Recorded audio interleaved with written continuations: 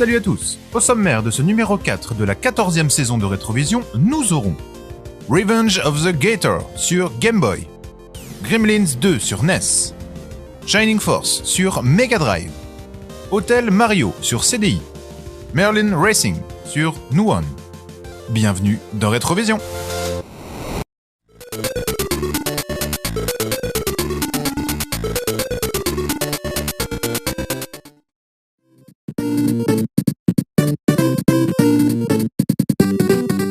Si vous étiez enfant en 1990 et que vous souhaitiez pratiquer ce jeu terriblement branché qu'était le billard électronique, soit vous étiez ce gamin-là, soit il fallait vous faire accompagner par un adulte dans des endroits généralement enfumés et peu recommandables. Eh ben, elle commence bien l'année. Déjà, piquer devant le flipper à 10h30. Bah oui, mais remarque, c'est justement le seul jour de l'année où tu peux venir à la cafette avant les cours. Fort heureusement, les développeurs de HAL Laboratory nous proposèrent, l'année de sortie de la Game Boy, leur version du flipper revisitée sur la portable de Nintendo et accessible à toutes les petites mains. Revenge of the Gator nous propose de taper la bille d'acier virtuel dans un décor peuplé de mignons alligators. Un thème original pour un principe de jeu archi classique. La seule et unique table disponible s'étend sur 4 écrans et recèle 3 tableaux bonus débloquables par des actions spécifiques. Pour jouer, vous disposez de 2 commandes. Activez le flipper gauche avec la croix directionnelle et le flipper droit à l'aide des boutons A ou B. Rien d'étonnant pour ce type de jeu, me direz-vous. On regrettera tout de même l'impossibilité de secouer la table pour influer sur la trajectoire de la bille, ce qui pouvait amener jusqu'au tilt sur les machines réelles.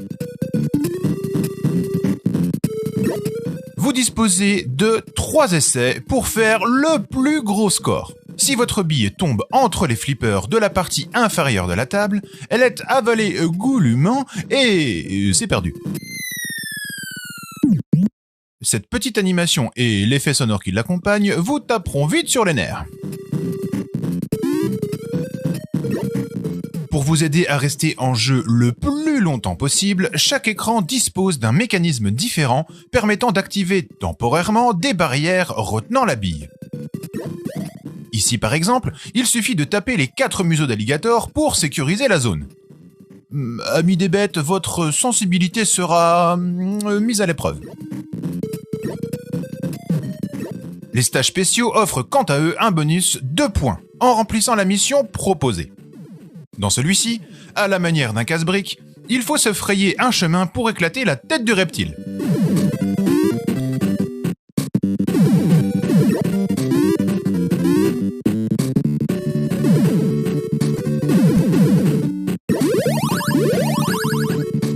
Dans celui-là, vous devrez faire éclore les œufs d'alligator, puis dégommer les rejetons tout frais sortis. Peut-on parler de maltraitance animale ? Le débat lancé, vous avez 4 heures.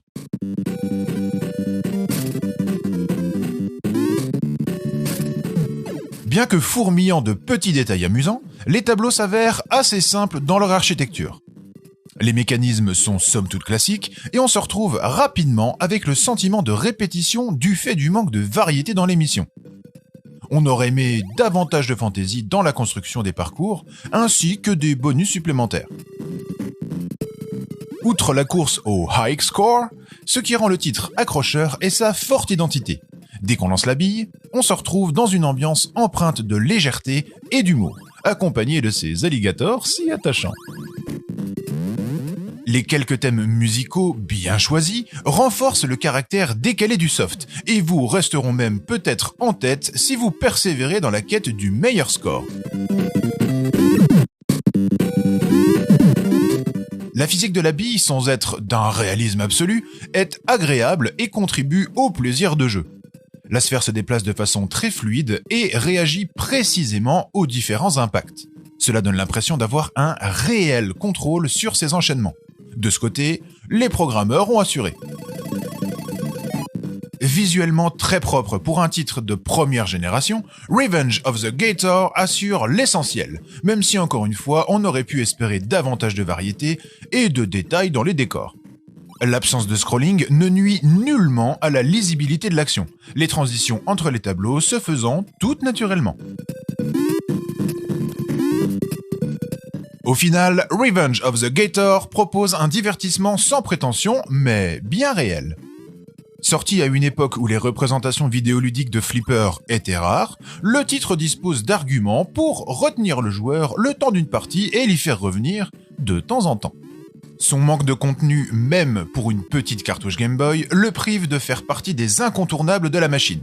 Si vous ne l'avez pas connu à l'époque, son capital sympathie risque d'être diminué, mais il mérite qu'on lui laisse une chance, ne serait-ce que pour explorer son univers original.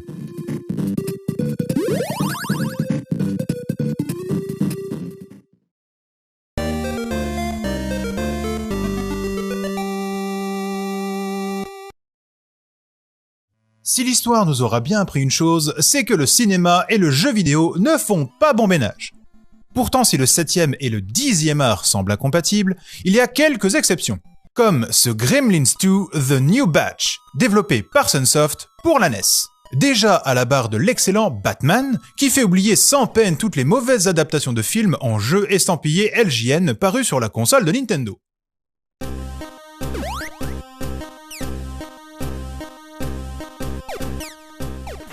Dans ce soft d'action plateforme en vue du dessus, vous incarnez Gizmo, dans 5 niveaux découpés en plusieurs stages, qui, malgré quelques libertés sur la longueur, sont très fidèles au matériel de base. En effet, que ce soit les petites scènes cinématiques qui reprennent certaines scènes clés du film, les lieux visités, les différents gremlins rencontrés ou les boss à affronter, tout rappelle le délire cinématographique sous acide de Joe Dante.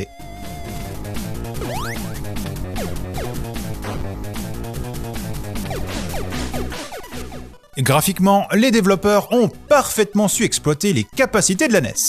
Le jeu est fluide, rapide, Gizmo et les petits monstres ont été modélisés avec soin. Le plus impressionnant reste les combats contre les boss. Les sprites de ces derniers occupent une bonne partie de l'écran, voire sa quasi-intégralité, sans qu'aucun bug ni ralentissement vienne gâcher l'expérience.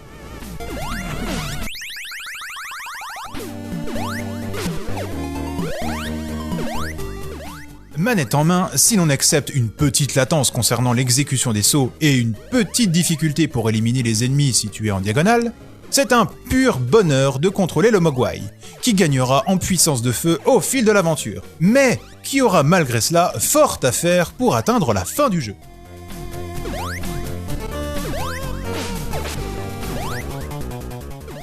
Car, sans être punitif ou rebutant, Gremlins 2 est un jeu difficile. Les séquences de plateforme peuvent vite devenir tortueuses, où rapidité et réflexe deviennent primordiaux pour atteindre la fin du stage au level design par moments diabolique.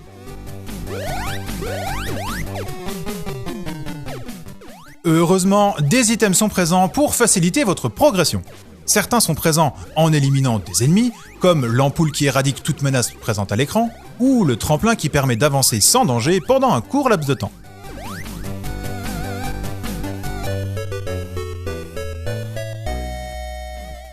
Grâce aux orbes obtenus en éliminant les ennemis, il est possible d'acheter des améliorations à la boutique de Monsieur Wing. Ceux-ci sont, cependant, à choisir avec réflexion. Car, si vous mourrez, vous perdrez ce pourquoi vous avez dépensé de l'argent. S'il vous reste un cœur, sur les 3 de départ, privilégiez une recharge d'énergie à une upgrade d'arme que vous perdrez bêtement quelques instants plus tard. Si une phase de plateforme se profile à l'horizon, le ballon est recommandé afin de traverser avec plus de facilité l'épreuve.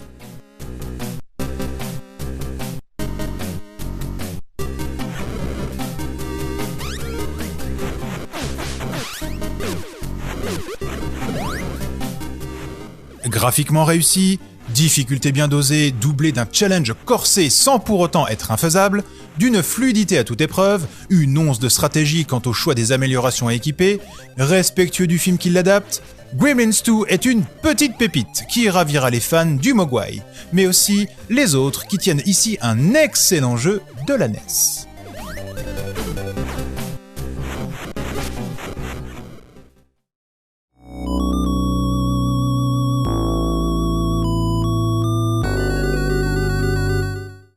Shining Force, de son petit nom Kamigami no Isan, est sorti au Japon et aux États-Unis en 1992, puis en Europe en 1993. Il a été développé par Climax, les créateurs de l'excellent Shining in the Darkness, et qui allait réutiliser juste après un autre grand hit de la machine, Landstalker. Édité par Sega, ce tactical RPG fut, pour le rédacteur de cette chronique, une véritable claque. Il était alors en 3e, avec un anglais balbutiant. Et comme les jeux de l'époque n'étaient que très rarement localisés, donc entièrement en anglais, ce fut pour lui le moment de parfaire sa maîtrise de la langue de Shakespeare. Et oui, à l'époque, les jeux vidéo étaient, malgré eux, éducatifs. Mais trêve de digression, qu'en est-il de ce jeu ? Tout d'abord, l'histoire. Il y a fort longtemps, le monde de Rune était en guerre. Les forces de l'ombre menées par Dark Dragon affrontaient les légendaires guerriers des forces de la lumière.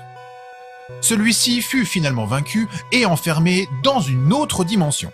Cependant, dans un dernier souffle, il promit de revenir dans 1000 ans.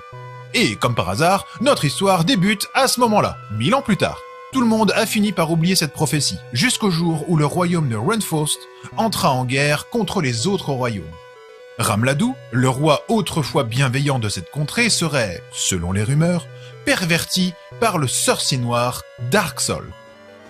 Au début du jeu, votre ville se fait rapidement attaquer et votre maître d'armes meurt sous vos yeux, tué par Darksol. Le roi, mortellement touché, vous confie alors la lourde tâche de sauver le royaume. Mais vous n'êtes qu'un jeune guerrier en devenir, aidé de ses amis inexpérimentés. C'est cette fine équipe que vous allez devoir diriger et faire progresser tout au long de l'aventure pour mener à bien votre quête. Comme tout bon tactical RPG, le jeu vous propose différentes classes, ici au nombre de 14. Et ce qui est génial, c'est que le choix est très varié. Il va des classiques chevaliers, sorciers, moines, archers, aux hommes-oiseaux, ninjas et même dragons. Mais notez bien que ces classes spéciales sont très rares, voire uniques. Il vous faudra les trouver au cours du jeu en fouillant partout, sous peine de passer à côté. Elles ne sont pas indispensables pour le terminer, mais elles y aident beaucoup. Chacune de ces classes a ses avantages et inconvénients. Que ce soit au niveau de la force de frappe, la résistance au coup ou à la magie, la portée des déplacements sur la carte, etc. De plus, votre équipe ne peut pas partir au combat avec plus de 12 membres. Il vous faudra donc jongler entre eux pour ne pas laisser toujours les mêmes à la base et les entraîner chacun leur tour sur le champ de bataille.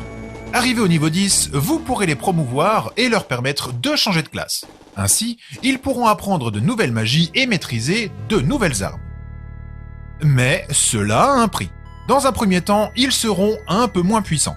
Il faut donc veiller à ne pas promouvoir toute votre équipe en même temps. Tout comme les sauvegardes, les soins et les résurrections, les promotions se font dans les églises. Une fois votre personnage promu, vous verrez votre avatar changer et vous pourrez apprécier son nouveau costume et ses nouvelles attaques durant les animations de combat. Enfin, vos magiciens ne peuvent au départ cibler qu'un seul ennemi. Mais rapidement, ils vont pouvoir en affecter plusieurs avec des sorts de zone. Représentés sur la carte de combat par une croix de sélection de plus en plus grande. Et c'est l'un des points les plus jouissifs du jeu. Quand au début, on peine à aller tuer de simples monstres, plus tard, on peut cibler toute une zone de la carte et déclencher une énorme pluie de météorites. On voit alors défiler les ennemis impactés et prendre leurs dégâts un à un. Faites attention qu'aucun de vos héros ne soit dans la zone, auquel cas il prendra la saucée lui aussi. À ce sujet, le jeu se joue en temps réel pour les phases d'exploration. Comme dans un Zelda, on déplace son héros, on parle aux gens, on vide les coffres, on va au magasin, etc. Dès qu'on passe en mode de combat, le jeu se déroule en tour par tour. On déplace ses unités à tour de rôle avec l'ordinateur. Chaque unité a des points de déplacement correspondant à un nombre de cases. Il faut ajouter à cela, par exemple, que les unités volantes ne sont pas affectées par le relief de la carte. Une fois qu'on entame une action, avec une ou plusieurs autres unités, que ce soit un soin ou une attaque, ça déclenche une animation du plus bel effet qui montre les deux protagonistes en action. Cela apporte une touche de dessin animé absente d'un Final Fantasy de l'époque. Et même si ces animations 2D ont vieilli, elles ont toujours un charme fou en imageant parfaitement l'évolution de nos héros. Alors oui, aujourd'hui, en 2020, le système de menu peut paraître fastidieux. Pour parler à un PNJ, il faut lui faire face et sélectionner l'action. Quand on achète une arme, il faut aller dans le menu du personnage, l'équiper, ce n'est pas automatique. Mais à l'époque, ce n'était pas choquant. Cela donne aussi une totale liberté sur la gestion du stuff des personnages, que l'on peut facilement échanger de l'un à l'autre hors combat. De la même manière, les musiques sont répétitives. Oui, ce sont des boucles courtes qui revenaient sans cesse. Et on est loin des musiques CD actuelles. Mais elles ont du charme. Et l'auteur de cette chronique a eu un grand plaisir à se replonger dedans durant tout le temps de vous écrire cette chronique. Ce jeu a un petit quelque chose en plus. Un goût de reviens-y. Une simplicité d'utilisation exemplaire. Un charme aujourd'hui bien rétro qui vous prend par la main et vous tire, vous incite à partir à l'aventure.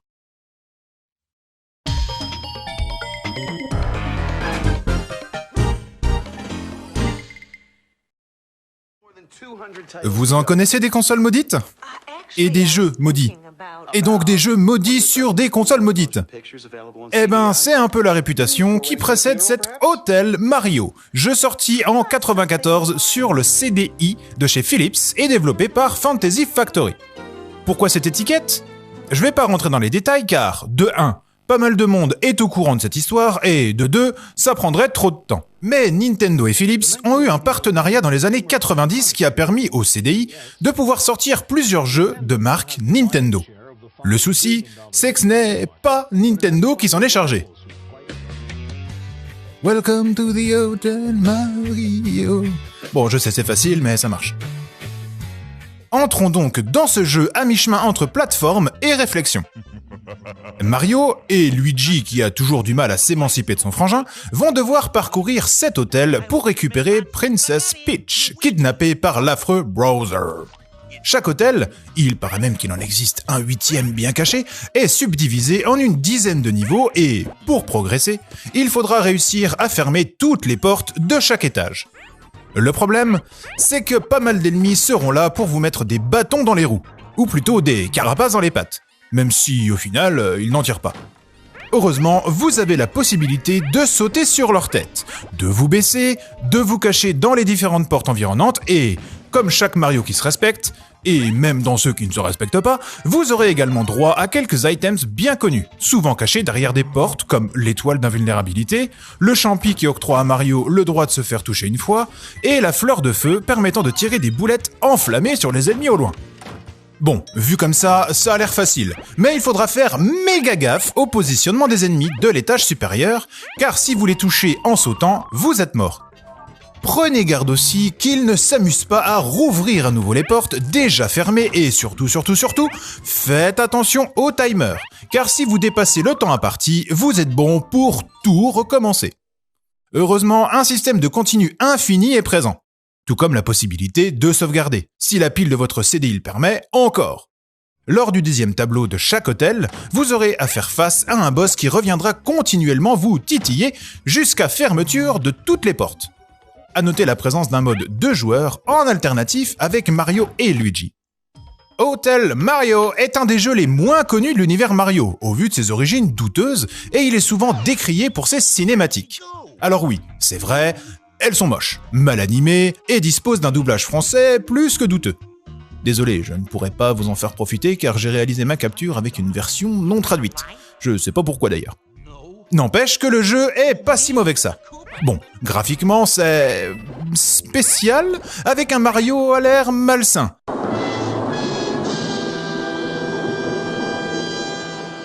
Les cinématiques bâclées et les décors bidons, pas très jolis et peu animés.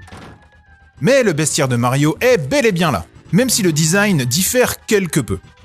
Côté musique, on n'est pas vraiment gâté non plus, et on est loin des compos de Kondo Kouji, avec des musiques de fond recyclées sur quelques variantes hôtel par hôtel. La difficulté progressive est bien pensée, mais d'après les dires des courageux ayant tenté de finaliser le jeu, après quelques hôtels, le jeu devient mortellement dur. Le système de scoring n'a, lui non plus, pas été beaucoup travaillé. Et la manette bidon du CDI complexifie grandement la maniabilité. N'empêche que, je l'ai trouvé bon cet Hotel Mario. Déjà, la difficulté Die and Retry-esque insuffle un grand plaisir lorsqu'on finit un niveau compliqué, ou bien un hôtel, même si le plaisir est vite gâché par les cinématiques. La maniabilité du titre est pas mauvaise. Et hormis quelques petits bugs de collision et une saleté de temps de latence pour entrer et sortir des ascenseurs, à part la rigidité de la manette, ça se joue plutôt bien. Il y a également un petit côté stratégique fort sympathique pour deviner un peu le pattern de chaque ennemi, ainsi que la marche à suivre pour fermer toutes les portes.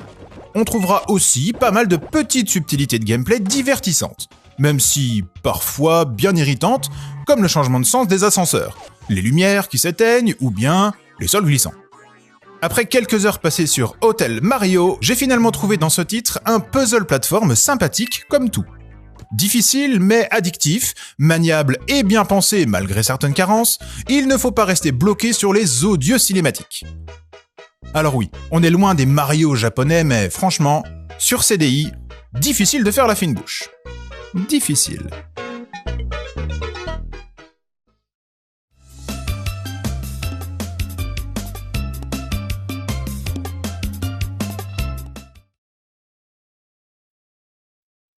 Tout le monde associe les fêtes de fin d'année avec joie et bonne humeur. Mais c'est vite oublier le rush dans les magasins et l'angoisse de l'organisation du réveillon, couplée avec l'excitation exacerbée des enfants, ce qui peut donner un cocktail assez explosif. À défaut de pouvoir être d'une quelconque aide au niveau de l'organisation, j'ai au moins une idée pour canaliser vos chères têtes blondes. Si vous avez encore un lecteur DVD équipé d'une puce Nuon, vous pourrez les coller devant le jeu Merlin Racing.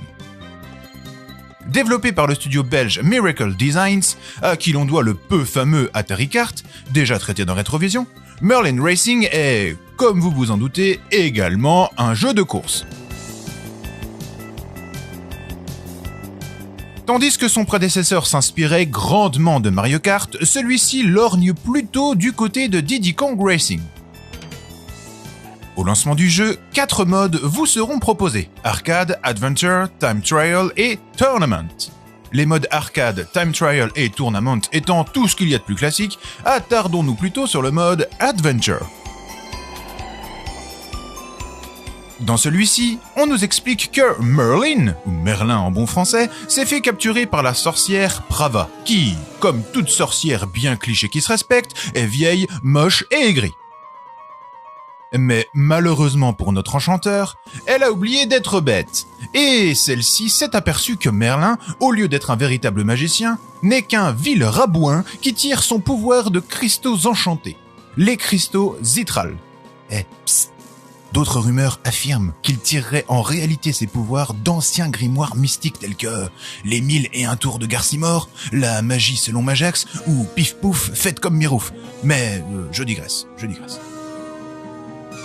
Bref, après avoir mis cet escroc notoire en cage, on aurait pu penser qu'elle allait laisser libre cours à ses plus vils désirs. Au lieu de ça, elle a confié les 4 cristaux Zithrals à des monstres et enchanté toutes les portes du château de Merlin pour que celui-ci mène à diverses dimensions qui ne sont que des circuits de course. Remporter une course permettra au vainqueur de gagner une clé, qui lui ouvrira la porte de la prochaine course, et ainsi de suite, jusqu'à affronter l'un des 4 monstres que vous devrez battre pour récupérer un cristal. Récupérer les 4 cristaux vous permettra d'affronter Prava pour pouvoir libérer Merlin. Bon, perso, si j'avais enfin l'opportunité de battre mon pire ennemi, je m'assurerais qu'il disparaisse définitivement de la surface de la planète, plutôt que d'offrir un chemin bien fléché pour que le premier Pékin qui passe puisse me réexpédier vers de là où je viens. Mais d'avis qu'elle n'est pas si maligne que ça, la Prava. Mais je digresse. C'est à ce moment que vous pourrez sélectionner l'un des 10 persos disponibles et dont le charisme laisse franchement à désirer. Vous pourrez choisir entre un raton laveur, un dragon et d'autres bestioles dont il est bien difficile d'identifier la nature. Si nous avons fait mention de Diddy Kong Racing au début, c'est qu'à l'instar du titre de Rare, les courses se feront ici sur divers types de véhicules, autant sur terre que sur l'eau ou dans les airs. En plus des habituels accélérateurs dispersés sur les pistes, vous aurez accès à de nombreux items de défense ou d'attaque pour pimenter un peu la partie. Mais contrairement à Mario Kart, les items disponibles ne sont pas déterminés par votre position dans le classement. Il n'est ainsi pas rare de se retrouver avec un missile à tête chercheuse quand on est en première position, ou, à contrario, de se retrouver avec une mine quand on est bon dernier. Ce qui est encore plus inutile lors du dernier tour.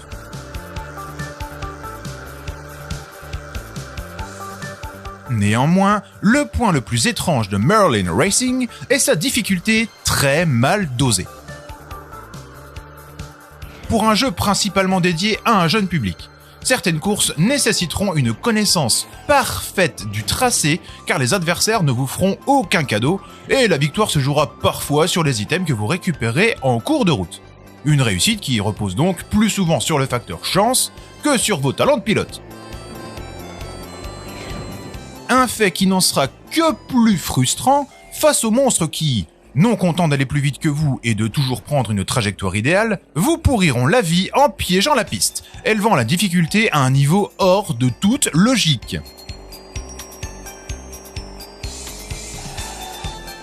On pourrait toutefois se consoler avec les autres modes qui se concentrent plus sur le jeu en solo ou le multi en local, mais les lecteurs compatibles Nuon ne proposant que 2 ports manettes, ça limite quand même pas mal le côté convivial du soft.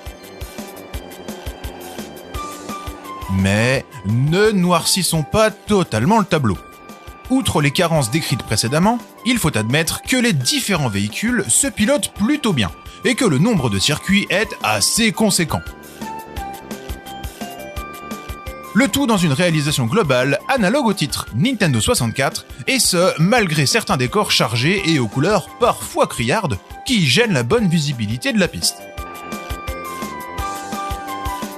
S'il n'est pas honteux, Merlin Racing n'était clairement pas le titre qui aurait pu empêcher le standard Nuon d'être un véritable naufrage. Sa réalisation sans grand génie ne l'empêchera pas de se voir gratifié d'une suite sur PlayStation nommée Miracle Space Race. Les personnages seront, eux, également exploités dans le jeu Rascal Racer sur la même console. À bien y regarder, Miracle Designs n'aura quasiment développé que des jeux de course, alors qu'il n'était clairement pas doué dans ce domaine. Mais je digresse.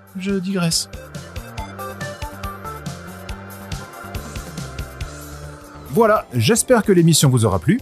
Si vous trouvez notre travail intéressant, n'hésitez pas à vous abonner, à liker, à commenter et à partager. Sur ce, on vous laisse et à bientôt sur Rétrovision.